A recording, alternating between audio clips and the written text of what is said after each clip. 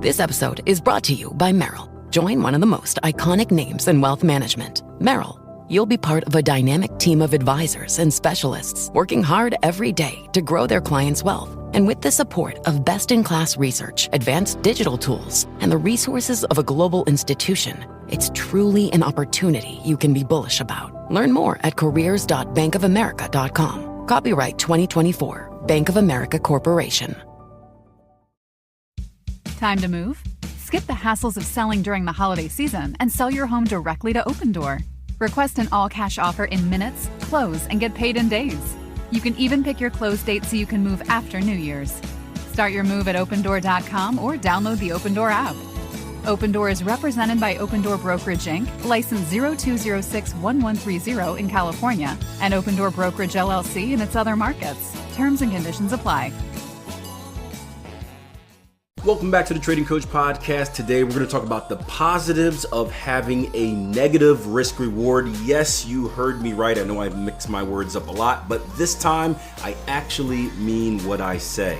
This is actually going to be a little bit of a follow-up from episode 1044. We talked about an underrated trading skill. So if you haven't listened to that episode first, you may want to go back and listen to that before this or listen to it after this.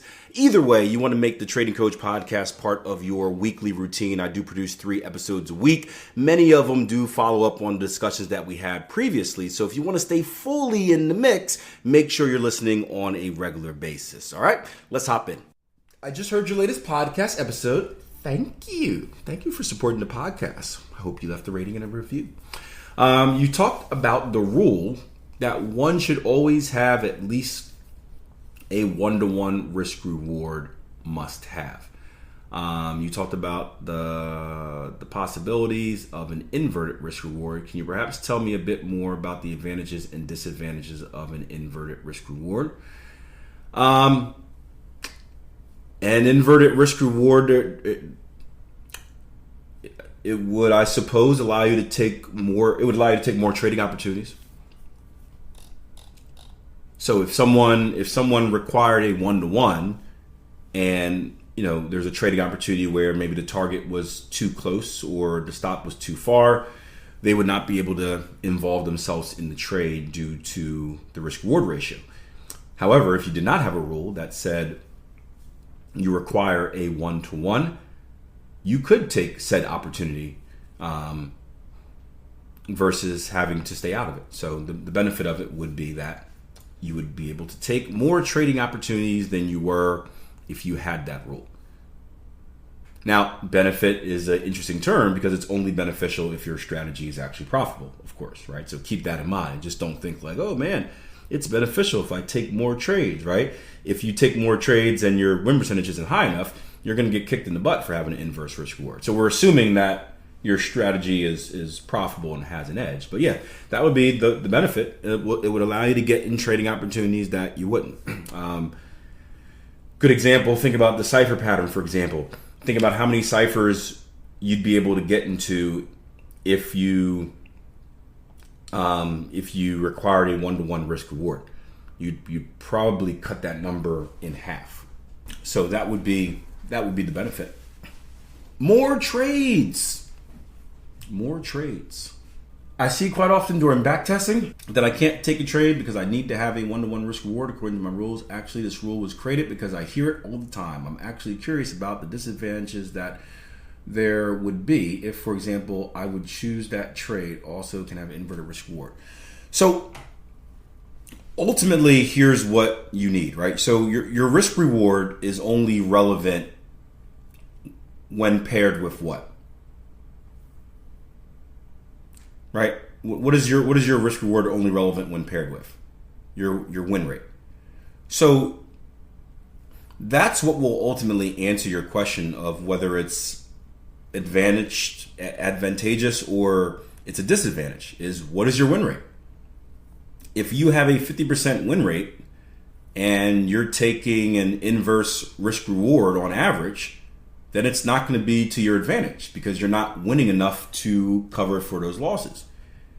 If you have a strategy that hits at 70% of the time and you have an inverse risk reward to a certain degree, obviously, then it could be advantageous because you do win enough. So we can't just put a blanket statement over it's good or bad to have a one-to-one risk reward. Ultimately, by itself, the risk reward doesn't really matter.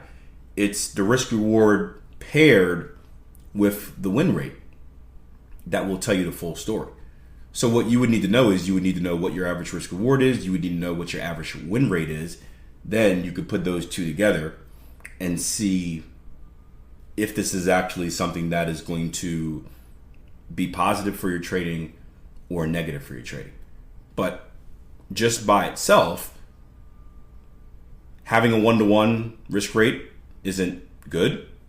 Having a 2-to-1 win risk reward isn't good. Having a 1-to-2, having a 1-to-3, right?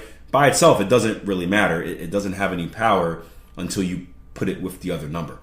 Same thing with the other number, right? People get excited about win rates, right? Speaking of Trading Coach Podcast, one of my first episodes was called Who Gives a Boop About Your Win Rate? Because I told you the story about the guy that won 90%. He wanted to be a 90% trader. He's like, I want a 90% hit rate. I'm like, why? He's like, because I can do it. I'm like, okay. And then he did it like months later after he was off the platform. And I was like, cool, you did it, man. Good month. He's like, no, I lost money, right? So you can be a 90% winner and still lose money. So your win rate by itself doesn't make a difference. You could be a 30% trader, right? You could be Richard Dennis and the Turtle Traders who won like 20% of the time and make lots of money. So a win rate by itself means absolutely nothing. Aside from the psychological side, obviously, there's the psychological effect. We shouldn't downplay that. I told you guys about the DKC strategy that I had that was very profitable, but won 30% of the time and was torture to trade. So it does have an effect psychologically, but purely from a return on investment perspective, your win rate doesn't mean anything. Your risk reward doesn't mean anything. It's only when we put the two together that it is powerful. Why not back test them all in back tests? Yeah, that is the solution. That's what you do. You run the numbers, right? Because there's no way any of us can answer whether it would be good or not. The only thing that can answer are the digits. The only thing that can answer that is you running the number, seeing what your win rate is, seeing what your average risk reward is, and seeing if it's positive. What I would do with this, I would take, and I don't know what type of plan you're trading, but I would take every single trade that meets your rules, right? And I would highlight, star, however you want to divide them.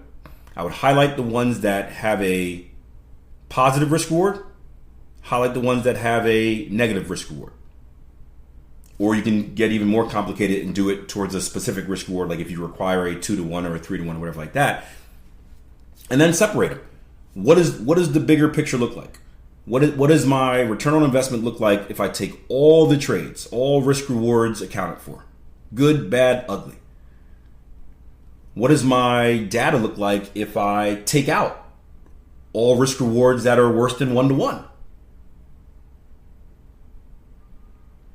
Does that improve my trading? Does it hurt my trading?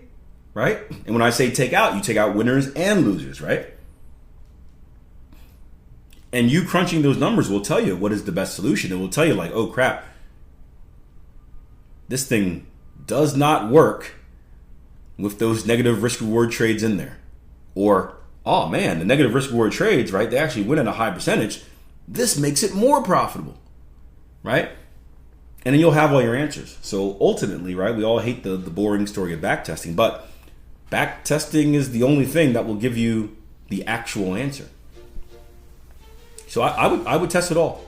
I would test it all and remove, compare, contrast, and see what gives you the best option. Hope you enjoyed the show. If you're brand new, I advise that you take the 10 episode challenge. There are thousands of episodes out there, but listen to 10 and see if this podcast is worth your time. If it is, become a regular listener. If not, go find something else that is more useful. Pick a random 10 or type in Trading Coach Podcast and a trading subject of your choice and see what pops up. If you do have an idea and maybe a topic doesn't pop up, shoot me a message and I will gladly do an episode on it, since this podcast is for you, by you, through me.